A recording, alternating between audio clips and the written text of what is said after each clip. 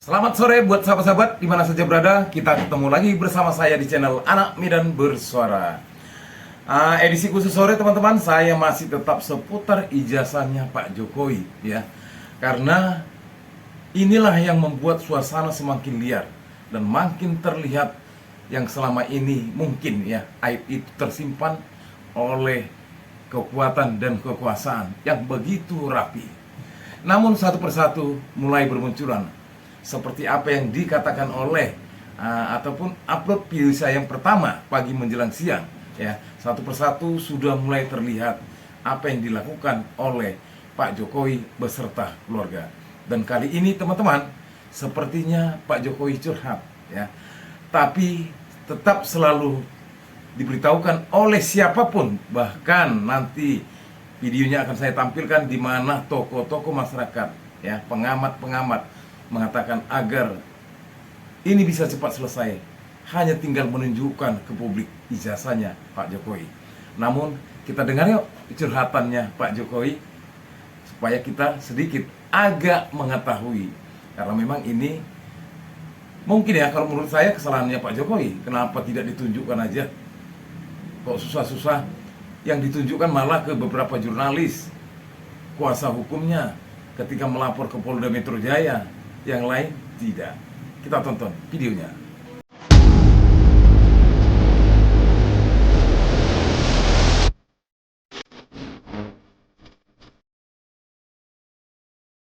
Ini kan bukan objek penelitian, kan sudah menghina saya sehina-hinanya, sudah menuduh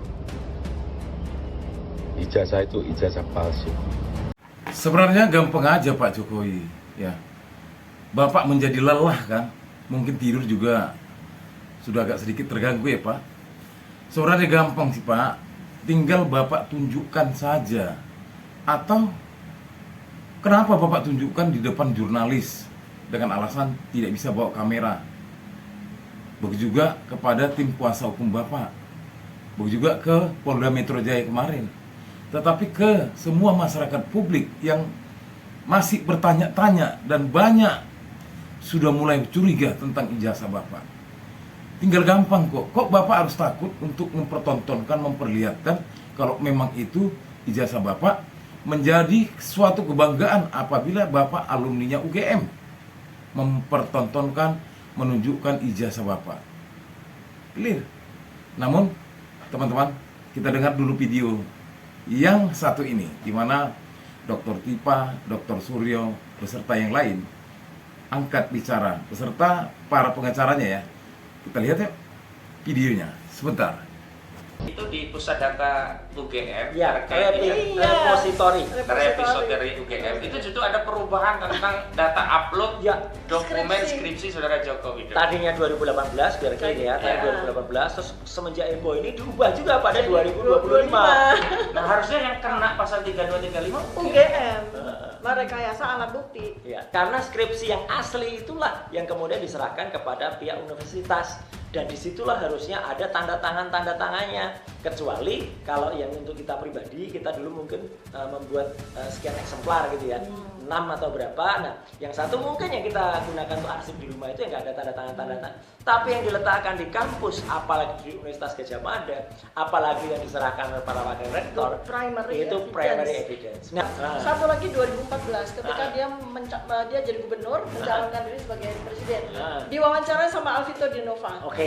Itu dia bilang, oh ya saya sarjana teknologi kayu. Itu pertama kali dia menyampaikan sarjana teknologi kayu. Nggak ada jurusan teknologi kayu di UGM dari sejak pertama kali dibuka Fakultas Kehutanan sampai sekarang.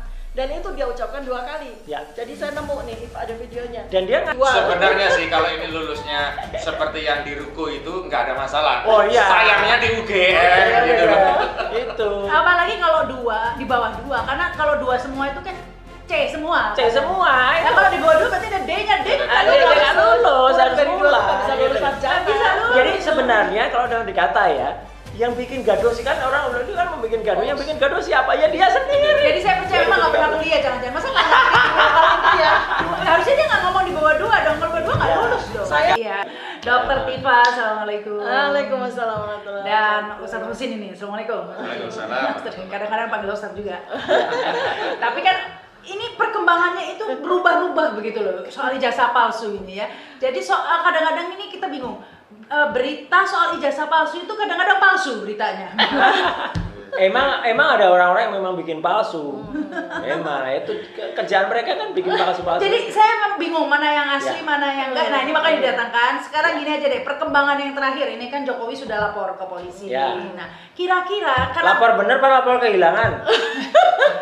kan beredar bukan saya loh yang ngomong ya. Oh, ya. Tapi kan di sosial media tuh berkembang dia kan datangnya ke loket yang Kehilangan. atasnya kehilangan gitu loh. Oke. Tapi sempat juga sebelum itu pun sempat beredar narasi semacam begini loh. Ya Roy Suryo itu kok mengomentari ijazah yang beredar di medsos. Ya, padahal bukan itu. Siapa yang bilang ijazah Jokowi itu ya kan? Itu sempat itu ada. sempat skenario itu saya bilang skenario itu ada karena ada seorang profesor dari UGM guru besar Fakultas Hukum yang dia dikenal sebagai Jokower juga ya itu bilang kalau itu memang pernah ada tapi hilang. Nah dia tuh mancing reaksi publik gimana kalau kayak gitu. Kalau skenario-nya Kalau skenario hilang. gitu, skenario hilang. Terus kayaknya itu berat kan. Langsung dibantah kan? Langsung setelah dibantah. Ya, enggak dia enggak pernah membantah. Enggak, profesor rektor lain yang bantah, Iya, dosen lain yang dosen bantah yang bahwa bantah. itu tidak mewakili Tidak UGM. pakai UGM. Pernyataan Jadi- Profesor Jadi Markus. oh siapa? iya Markus ya gitu. Jadi artinya ya sudah. Jadi kalau itu sih Tapi itu sempat sih- dicoba lah soal Sempat skenario. dicoba. Diwacanakan, Ya, sempat diwacanakan. disounding Ya.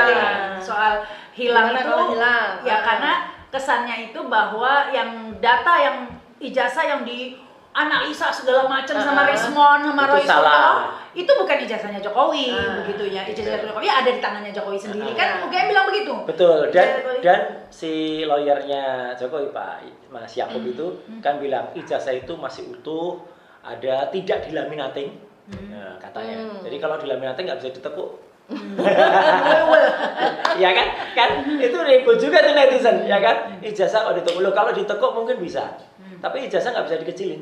Ijazah Universitas Gadjah Mada yang asli ya yang kita pernah dapat yang asli itu ukurannya A3 gede nggak bisa masuk stop-up ukuran folio gitu loh. Jadi kalau dia yang bawa kecuali dia yang bawa orang lain ijazahnya ya. Jadi kan masih pejabat namanya dibawakan orang lain.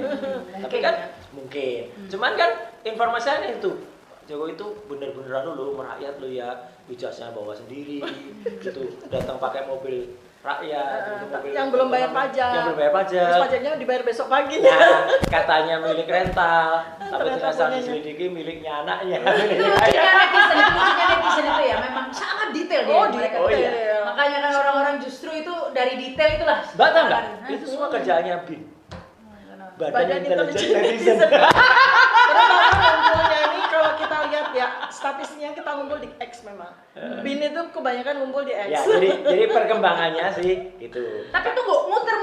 Sebenarnya saya mau klarifikasi dulu soal apakah ijazah yang punyanya dia yang sampai sehari ini belum diperlihatkan Ya. oleh khalayak Betul. dengan ijazah yang beredar Di di medsos. medsos itu sudah clarified itu ijazahnya sama. Kenapa? Karena Dekan Sigit Sunarta Ya, tahun 2022. ya, waktu diwawancara Kompas ya itu Itu ada dia- dan videonya masih ada Ya. dia nunjukin ijazah jadi kalau saja ini kan ada skenario berikutnya lagi dan ijazah itu yang beredar di ya sosmed. mau ngorbanin si kader partai sebaris jasa itu si Sandi, siapa? Dian Sandi Utama itu. ya dikatakan oh itu bukan ijazah yang asli gitu kan yang kita analisa jadi intinya apa mau ngenain saya Dokter Tifa dan Dokter Rismon itu menganalisis barang bukti yang salah jadi nah tapi lupa dia kalau tahun 2022 ya Sudah pernah dipamerin. Sigit sudah Sunarta. dipamerin oleh Pak Sigit Sunarta ya di Kompas loh. Ya.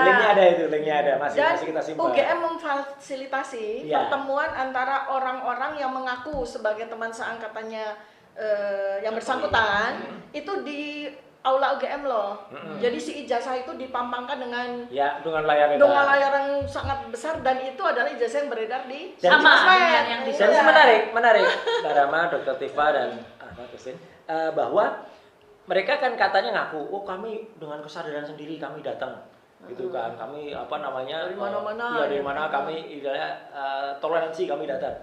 Kesaksian wawancara si Andi Pramaria terakhir itu clear betul Kan ditanya sama pewawancaranya sama hostnya, loh Bapak di sana? Ya saya diundang.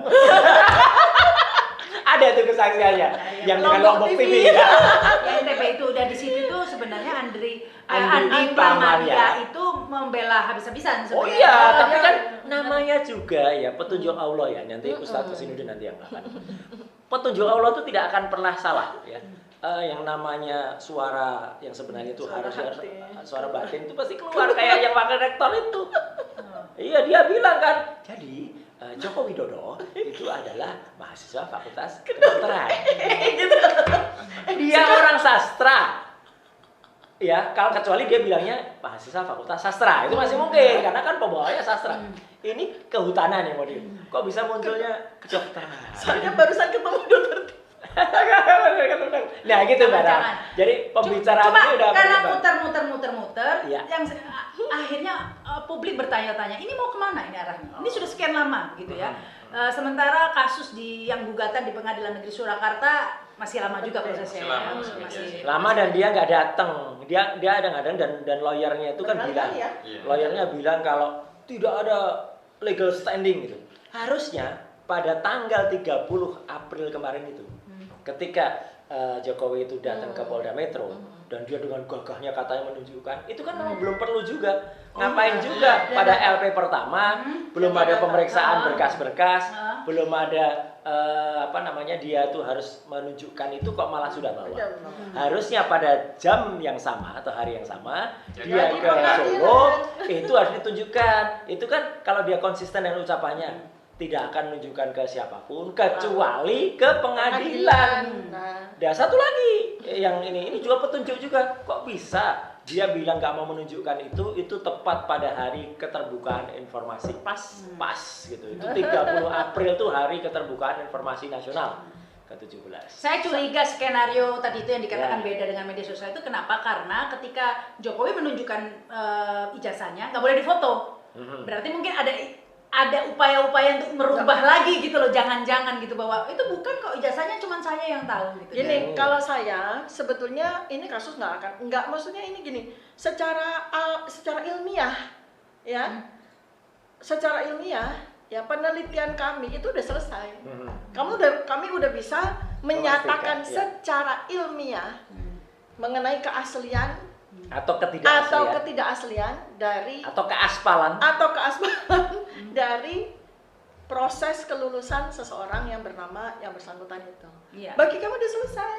Tapi ini kasus kan terus panjang ya. Jadi dari Pengadilan Negeri Surakarta masih. Ya, ini kan sekarang pindah ke hukum ya. Nah, karena sekarang ya proses hukum sekarang. Nah, sekarang ditambahin lagi Jokowinya lapor tadi itu yang diputar tadi itu.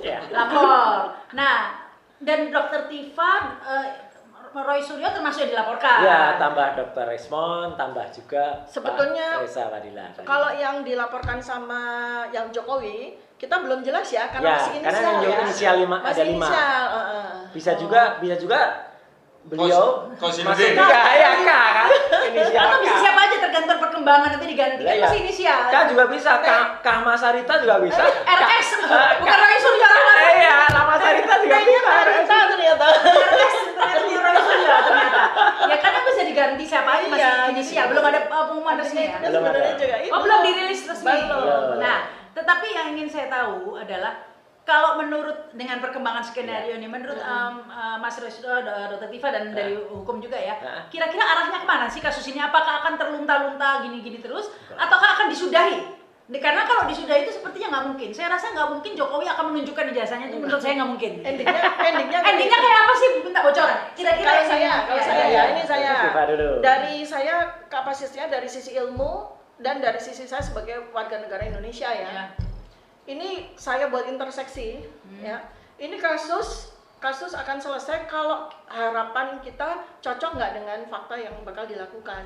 Kalau harapan kita cocok, artinya gini, harapan kita sebagai warga negara Indonesia tentu saja kan kepengennya adalah Pak Jokowi menyampaikan ijazah saya ini loh. Itu nggak mungkin. Ya, artinya kan itu. Nah, ketika itu tidak mungkin, maka kita akan menghadapi kasus ini sampai kiamat. Jadi nggak ada ending ya, endingnya no ending. Kalau Mas Rosu sama dan untuk mencapai itu sebelum itu berbagai, makanya saya kemarin bilang jangan ada kriminalisasi itu ada beberapa pernah sukses dalam tanda kutip ya, sukses dilakukan kepada Ustadz Habib Rizik ya, dilakukan kepada tokoh-tokoh lain, terhadap Edi Mulyadi, terhadap Bambang Tri, itu akan dilakukan lagi. Jadi dicariin pasal-pasal yang sebenarnya nggak ada hubungannya dulu. Ijazah ada ijazah. Pokoknya yang pasal itu misalnya yang kemarin sudah disebut, nanti Ustadz Kosinudi yang lebih ngerti ya.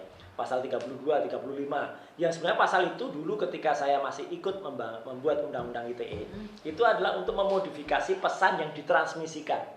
Bukan soal pesan pada Oke, elektronik. saya jelaskan dulu ke publik ya. Ya. Jadi pasal 32, 35 ini tentang merekayasa alat bukti elektronik. Betul. Itu pasal yang Ya. dikenakan untuk Ya, kasus mau pidana. dikenakan. Mau dikenakan. Belum mau diteliti itu ijazahnya asli atau tidak. jadi- Pokoknya dianggap kami ini merekayasa alat bukti. Dibelokkan lah. Dibelokkan dengan dia menunjukkan nih loh, ijazah yang saya miliki itu beda. Dia nggak ada urusan, dia mengorbankan anak buahnya yang anggota partai. Dia bahkan mengorbankan dekan fakultas kehutanan ya. Iya. Hati-hati Pak Sigit, bisa juga dikorbankan. Dia itu. akan mengorbankan rektor. Iya, bisa kayak gitu. Banyak Hanya untuk mencari itu supaya apa? Tapi informasi pasal 32, 35 ini dari mana? Udah disebutkan, udah oleh Ya. Yakub kan Resmi. udah. Gini, ya nanti Pak Kosin Coba, penambah. coba. Tapi beberapa pasal yang sudah disebutkan itu antara lain, koreksi kalau saya salah, 160 ya, kemudian 310, 311, kemudian pasal tadi 32, 35. Nah, mungkin ditinjauan dari hukum, gimana Pak Husin? Ya, bismillahirrahmanirrahim. Jadi kan memang Pak Roy, Dr. Tifa, Pak Rizal Fadila, juga Dr. Risma Nasyolan memang memberikan amanah kepada kami ya. Amanah untuk mendampingi kasus Ya, ini, dan makasih. alhamdulillah beberapa waktu lalu sudah deklarasi. Terima Ya. kasih Pak Roy, Bu Siap, Tifa, sama-sama, sudah terima kasih memberikan buat kami amanah, dibantu. ya. Mudah-mudahan kami bisa menjaga kepercayaan ini. Ya. Dan memang komitmennya amanah ini tidak hanya untuk kami. Jadi kami buka kepada kantor hukum manapun, advokat Yes. manapun, kita bareng-bareng membela, karena sekali lagi kami tegaskan kasus ijazah palsu ini bukan hanya perkaranya Roy Suryo, Dr. Tifa, Risma Nasyolan atau Rizal Fadila, tapi ini adalah perkara seluruh rakyat Indonesia. Ya. Karena dampak atau implikasi terhadap masalah ini bukan hanya terhadap 4 orang ini. Dan sebenarnya kalau kita mau bicara tentang hukum equality before the law, asas persamaan di muka hukum, yang bicara soal ijazah palsu bukan hanya 4 klien, seluruh rakyat. Ribuan. Makanya harusnya oleh saudara Joko Widodo laporkan saja semua rakyat. Mau bikin 1 juta LP nggak apa-apa. Tapi kalau laporan tadi tuh karena Saya lanjutkan. Ya. Nah, terkait laporan itu memang yang kami tangani itu ada 3 institusi. Pertama di Polres Jakarta Pusat. Ini yang melaporkan orang yang menamakan dirinya Pemuda Patriot Nusantara. Relawan. Pasal yang dikenakan 160 KUHP tentang penghasutan. Ya. Yang kedua dilaporkan di Jakarta Selatan. Ini oleh Peradi Bersatu, sama di Polda Metro Jaya juga Peradi Bersatu, yang sebelumnya ditolak oleh Barreskrim Mabes Polri. Yang pasal berapa itu? sama juga 160 ya. Hasutan. Nah, baru ketika dirasa publik itu melawan, karena apa? Ini kan berkaitan dengan wibawa seorang Jokowi. Karena yang merasa tercemar dan difitnah adalah saudara Jokowi. Dan muncul analisis banyak pakar hukum bahwa tidak bisa dong kasus ini dikenakan dengan 160 KUHP. Harusnya kalau dia merasa tercemar dan merasa difitnah, Dia sendiri. 310 KUHP dan 311 KUHP, dan dia sendiri yang melapor, begitu loh. Makanya dulu kami himbau, kalau memang merasa tercemar lapor. Dan meminjam ya, mohon maaf ya, bukan karena saya sedang senang dengan kasus yang menimpa Dr. Tifa sama Pak Ray, tapi bagi kami itu hukum alhamdulillah kalau dia lapor sendiri. Loh, kita juga bilang gitu. Kenapa? Bagus. Karena dia harus membuktikan bahwa ijazahnya asli. Sebagai Baik, bagaimana setelah kita mendengar apa yang dikatakan oleh Dr. Tifa, Dr. Roy Suryo, serta pengacaranya? Satu kesimpulannya, sahabat-sahabat, ya, di mana Pak Jokowi melapor ke sana kemari dengan berbagai pasal, tapi satu pun tidak mengena. Karena apa? Masyarakat berkeinginan agar Pak Jokowi menunjukkan ijazahnya. Karena inilah penyebab dari segala musabab. Dan bola ini semakin panas dan makin liar.